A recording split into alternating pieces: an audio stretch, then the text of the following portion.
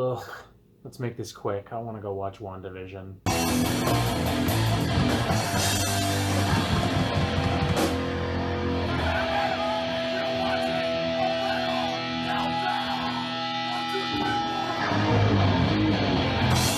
For Those That Wish to Exist is the 9th studio album from Architects, a UK metalcore band that is quite possibly the most heavily copied metalcore band in existence. Their brand of very shiny, melodic, semi-introspective, semi-progressive metalcore has been copied to death by the likes of I Prevail, While She Sleeps, of Mice and Men. Elements of Architect's sound have even been pulled in by the likes of Bring Me the Horizon on their most recent EP, Post-Human Survival Horror. For these reasons, it's really difficult to look forward to an Architects album because the style has been done to death. The music is so inherently fucking repetitive and predictable, which, spoiler alert, makes this new studio album remarkably, almost annoyingly fucking boring. Hands down, one of the most generic, repetitive,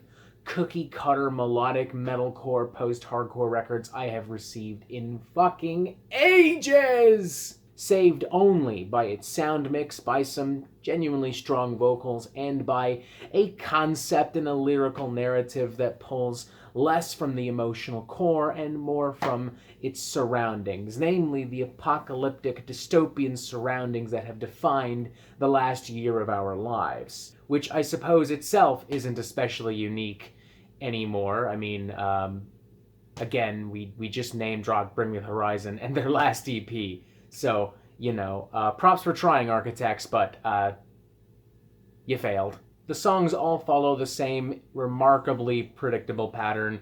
Verse, chorus, verse, chorus. The melodies are really big and anthemic and, oh, isn't this inspiring and powerful? And the riffs are remarkably derivative. A lot of open tabs, a lot of chunky, overly processed, overly satirized metalcore grooves.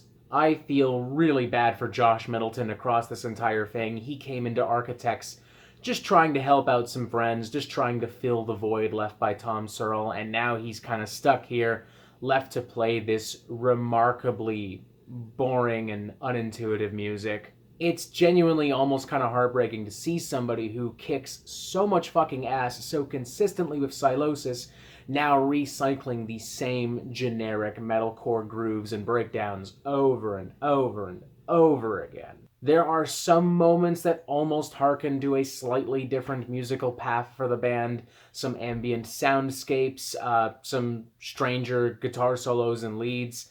The track Animals, for instance, has a very nice, pungent kind of industrial metal underbite that gives it a little bit of a oomph in comparison to everything else. And the closing track, Dying is Absolutely Safe, is a very serene and graceful number that weirdly reminds me of some of the most recent material from Anathema. But aside from that, if you like your big, dumb, stupid, cookie-cutter metalcore grooves, then booyah, you're gonna have a fucking blast on this goddamn thing. And if not, well, then you're just gonna be sitting here for 60 minutes just waiting till the album's over, so like myself, you can go watch WandaVision. Tracks like Black Lungs, Dead Butterflies, Meteor, it's just pure pop metal tripe, incredibly predictable, incredibly fucking boring. It sounds like the kind of stuff Linkin Park would have put out on their last couple of albums. There are some guest spots on the record, but they don't really do a whole lot. Winston McNeil from Parkway Drive, for instance, shows up on the track Impermanence and sings on quite possibly the most fucking pathetic and generic breakdown I have heard in fucking ages. I swear to God, this is the kind of shit that a 12-year-old writes after hearing Parkway Drive for like the first time ever. And Simon Neil from Biffy Clyro shows up on the track Goliath and just kind of wails and screams his heart out. I kind of admire the effort, but it just does not mesh whatsoever with what's actually happening on the track. Like, imagine listening to like some modern Bring Me the Horizon and then all of a sudden your cat fucking died.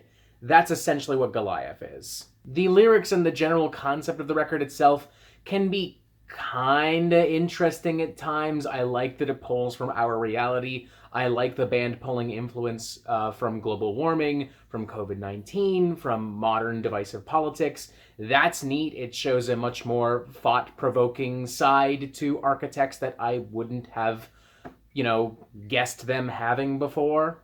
I particularly like the track Discourse is Dead lyrically, taking a massive fucking swing at religious hypocrisy and capitalism in America. Writing here, oh, it just won't calculate, a prophecy with a twist. Do you really think Christ was a capitalist? Every man for himself, let thy neighbor drown, amen. Going on to say, round up the ambivalent, you mustn't sit in the shade, 'cause it's blasphemous for one to abstain from hate. We're all sisters and brothers, but if you're one of the others, then fuck you. All delivered with genuine confidence and enthusiasm by Sam Carter. The music may not be especially interesting, but this motherfucker can sing.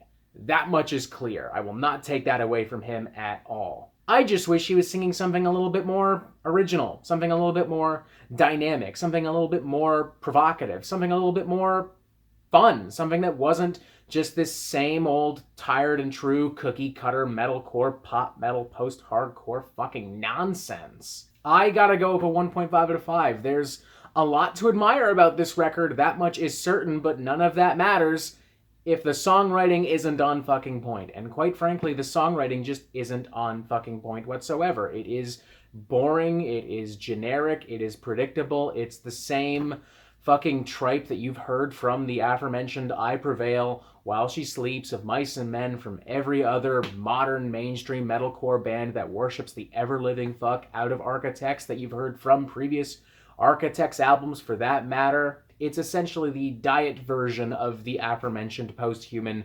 survival horror. It is a collection of the worst elements of pop metal and metalcore combined into one remarkably friendly and blasé package. And considering how much this brand of super poppy metalcore has evolved in the last couple of years, thanks to the aforementioned Bring Me the Horizon, as well as bands like Issues, Poppy, arguably Code Orange to an extent, it's just genuinely kind of depressing to hear something this fucking cliche, this fucking lame, this fucking predictable and generic. I'm sure the diehard Architects fans are gonna love this, and honestly, more fucking power to them. But to everyone else, I would just recommend you go re-listen to Post-Human Survival Horror or even Linkin Park, or better yet, just go listen to any other of the bands we mentioned, like Issues, Poppy, fuck it, throw on Code Orange. I don't know, just anything other than this, because this is boring as shit. 1.5 out of 5. I don't want to say it's bad, but honestly, it kind of is. And that is it for the Metal Meltdown. I'm not an expert, nor do I claim to be, so what do you think? Do you like this record? Do you not like this record? And what do you want to hear from me next? And thank you for watching. Make sure you press subscribe so you get updates on the Metal Meltdown immediately. And as always, you have yourself a fantastic fucking day.